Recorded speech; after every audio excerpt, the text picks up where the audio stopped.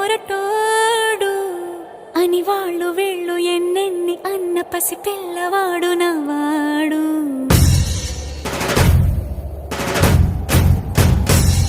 విడుముండోడు అని ఊరు వాడ అనుకున్న గాని మహారాజు నాకు నవ్వాడు.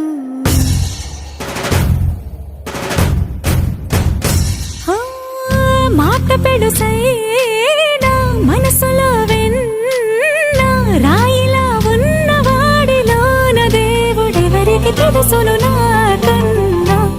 సూసేకి అగ్గిరవ్వ మాదిరే ఉంటా.